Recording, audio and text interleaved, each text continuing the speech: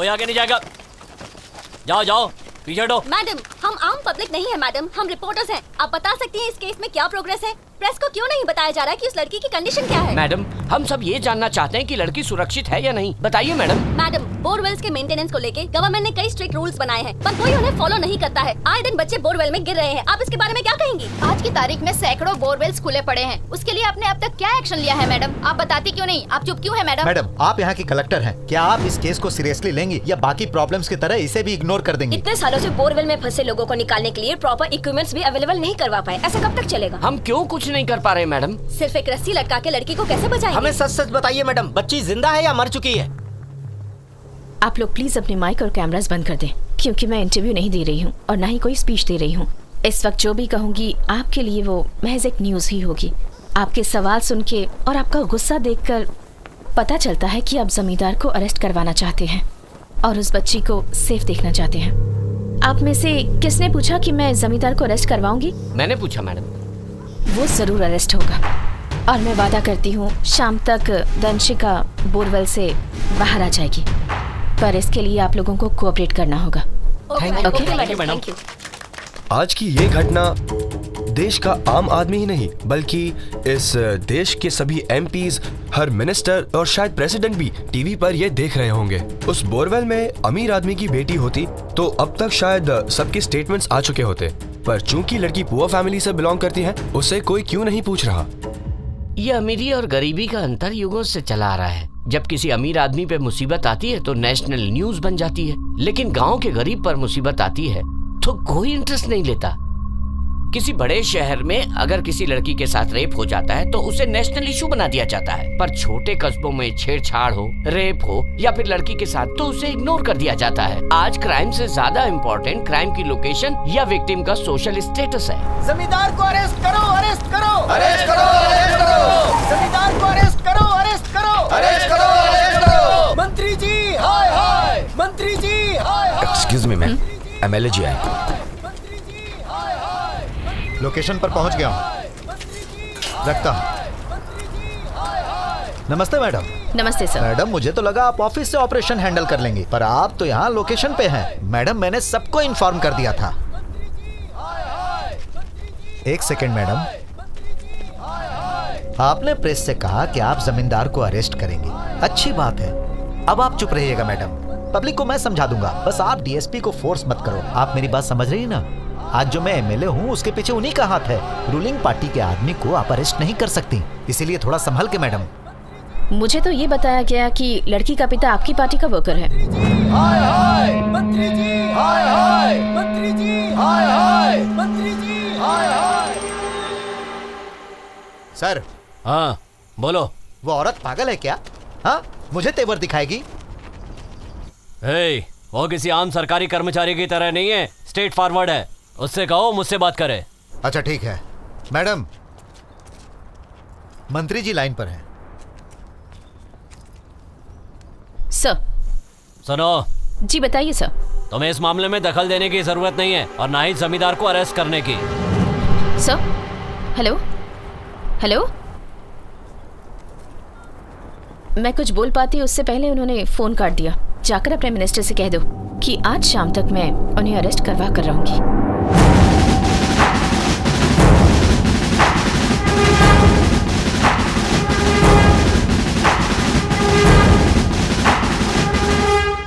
एक एमएलए और जमींदार को अरेस्ट करने का चैलेंज कर रही हो? जो टाइम पब्लिक को कंसोल करने में वेस्ट किया, उससे बेटर होता तुम एमएलए और मिनिस्टर को कन्विंस करती। मिनिस्टर्स को सर्वे करना तुम्हारी ड्यूटी है और जनता के हितों की रक्षा करना उनके चुने हुए एमएलए और मिनिस्टर्स की ड्यूटी है, पर इन नेताओं ने डेमोक्रेसी का मजाक बना रखा है।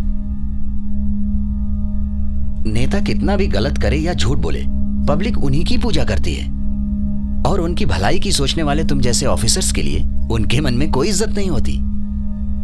लेकिन उन्हें नजरअंदाज तो नहीं किया जा सकता। एक पुलिस ऑफिसर से ऐसे बात की जैसे कोई रिवोल्यूशनरी लीडर माइक पर पुलिस को तीखे सवाल करता है। सुनना चाहती हो? Listen to this. वो पब्लिक है, अनऑर्गेनाइज्ड है, तो क्या पुलिस भी उनकी ही तरह बिहेव करेगी? वो लोग ऐसा क्यों कर रहे हैं? क्या ये पूछना आपका फर्ज नहीं है? बताइए। मैडम, आपने जिन गांव वालों को पानी देने की बात की थी, वहाँ के लोगों को पानी मिल गया है। वो आपको धन्यवाद कहना चाहते हैं। मैडम, आपने अपना वादा पूरा किया। हम आपके बहुत आभारी हैं। भगवान आपको लंबी उम्र दे। हम आपका एहसान कभी नहीं भूलेंगे। आप हमेशा खुश रहें। अगर बच्ची जिंदा नहीं बची ना तो तुम सबको इसी जमीन में गाड़ दूंगा, समझे? बेकार की बातें मत करो, हमें अपना काम करने दो। तू मुझे उंगली दिखा रहा है? मुझे जानता नहीं है तू मुझे? एक एक को देख लूंगा। गांव वाले अगर अपनी औकात आ गए ना तो कोई नहीं बचेगा। ये सब ज्यादा ही जोश दिखा रहे हैं, इन्हें यहाँ से भगाना ही पड़ेगा। ये ऐसे नहीं भागेंगे सर, कोई वजह पैदा करनी होगी ताकि हम लोग इन लोगों को बलपूर्वक यहाँ से हटा सके सर।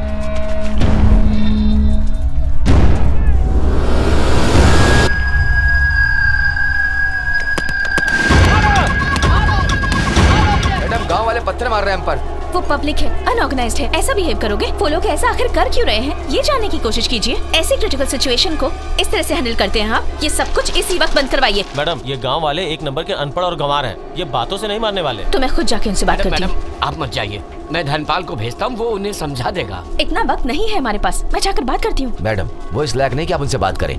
उन्हें इज्जत से पेश आना नहीं होता। आखिर क्यों इज्जत करें वो हमारी? तुम चाहते हो कि वो हमसे डर कर रहे? हाँ, तुम्हारे किसी सीनियर ने तुम्हारी इज्जत की है कभी? उनके सामने कभी तेवर दिखाए हैं? किसी से इज्जत लेने के लिए पहले इज्जत देनी होती है।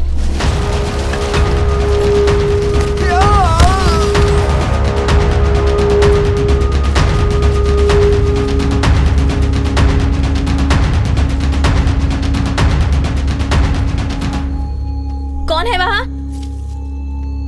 डरने की जरूरत नहीं है, प्लीज बाहर आ जाइए। मैं आपसे ही बात करने आई हूँ। हाँ? अरे कलेक्टर मैडम है। नमस्ते मैडम। पुलिस ने आपके ऊपर पत्थर क्यों फेंका? पुलिस ने जमींदार और एमएलए के कहने पे सब कुछ किया। ऐसा कब तक चलता रहेगा? जिस पुलिस अधिकारी के कहने पर ये सब कुछ हुआ है, उस पर सख्त कार्रवाई करूंगी, पर आपको भी शांति बनाए रखनी होगी। क्या आप जमींदार को गिरफ्तार करवाएंगी? वो जमींदार तो अरेस्ट होगा ही, आप लोग सहयोग करेंगे तो वो एमएलए भी गिरफ्तार ये होगा। दोनों बातें कभी नहीं होने वाली मैडम। यहाँ पर तो आप इतने बड़े बड़े दावे कर रही हैं, उनकी पहुँच बहुत ऊपर तक है, आप नहीं पहुँच पाएंगी। पिछले महीने उसके घर पर एक बहुत बड़ी पार्टी थी। वहाँ पर बड़े बड़े ऑफिसर्स आए थे। सब लोगों ने जमकर पार्टी की, खूब दावत उड़ाई। अब आप ही बताइए मैडम, कोई उसे अरेस्ट कर सकता है क्या? पिछले महीने उस बोरवेल को बंद करने के लिए कहा गया था, किसी ने बंद नहीं किया। एक गाय गिर गई, उसकी टांग टूट गई। दया नाम की चीज नहीं है किसी के अंदर। एक रस्सी लेके आ गए। आप ही बताइए, सिर्फ एक रस्सी से उसे बचाया जा सकता है क्या? आपके कहने का मतलब है कि आप लड़की को बचाएंगी और जमींदार को अरेस्ट करेंगी। हमें मालूम है आप झूठी तसल्ली दे रही हैं।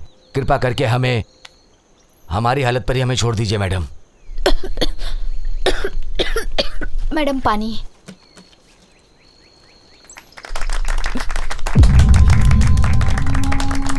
मैडम, पानी नारियल पानी जितना मीठा था ना। यही पानी पी रहे हैं हम सब लोग, बड़े क्या, बच्चे क्या, बूढ़े क्या। सालों से यही गटर जैसा पानी पीने के लिए मजबूर हैं। आधी से ज्यादा बीमारी इसी पानी की वजह से है। मैडम, किसी भी तरह उस बच्ची को बचा लीजिए। भगवान ने आपको हमारे लिए भेजा है। उम्र भर आपकी पूजा करेंगे। तुम उसे नहीं बचा पाओगी, ये जानते हुए भी तुम लगातार कोशिश करती रही। इससे पब्लिक को एक झूठी उम्मीद मिली। तुम अगर चाहती तो उन्हें लाठीचार्ज से भगा सकती थी। उन्हें खुश करने के लिए टाइम वेस्ट क्यों किया? बच्ची को बचाने के लिए कोई और ऑप्शन बचा है? मुझे क्लियरली बताओ। एक रास्ता है मैडम। एक ऑफिसर है जिसने एक रोबोट बनाया है ऐसी स्थिति के लिए। ये बात मुझे पहले क्यों नहीं बताई? बहुत कोशिशों के बाद कल उसका नंबर तो मिला, लेकिन नंबर नॉट रीचेबल मिल रहा है मैडम। आप अगर कहें तो एड्रेस पर ट्रेस करें। उससे मिलने की कोशिश करो। देखिए मैडम, ईस्ट में एक गांव है जहां का वो रहने वाला है। हमने ऑलरेडी वीएओ को उसके घर भेज दिया है। उसे ढूंढकर तुरंत यहाँ ले आओ, मुझे वो किसी भी हाल में चाहिए। Okay ma'am.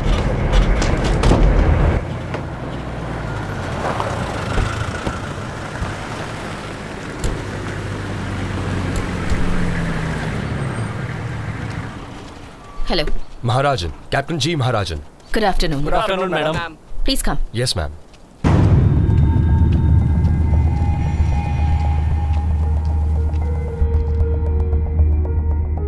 एक बच्ची है जो बोरवेल में फंस गई है। हमने सारी कोशिश कर ली पर हम कुछ नहीं कर पा रहे। अब आप क्या कर सकते हैं वो बताइए। बच्ची अब तक जिंदा है, जितनी जल्दी हो सके उसे बाहर निकालने की कोशिश कीजिए। क्या आपके पास कोई तरकीब है जिससे इस बच्ची को बाहर निकाल सकते हैं? I can understand. मैं इंडिकेशन इंजीनियर हूँ। यहाँ की मिट्टी नमी होने से पतला कीचड़ बन चुका है। खोदने से मिट्टी नीचे धंसने का डर है। इसके बजाय बोरवेल के पैरेलल 40 फुट गड्ढा खोदेंगे और सुरंग बनाकर उसे बोरवेल से कनेक्ट करेंगे। मेरे रेस्क्यू टीम का एक मेंबर उस टनल में जाके लड़की को हमारे बनाए गड्ढे तक ले आएगा। Are you sure about it? मेरे ख्याल से उसके बाद कोई दिक्कत नहीं होनी चाहिए। Okay, make it quick then. Go ahead. Carry on. Sure, ma'am. सबको यहाँ से हटाओ। जी, sir. I want this place clear. एक भी आदमी नहीं होना चाहिए। ठीक है, सर। सबको यहाँ से हटाओ। Make everyone move. Come on, come on, move. उस तरफ। पूरी जगह खाली करो। चलो, हटो जाओ Come on, तुम लोग जाओ यहाँ से I want this place clear right now.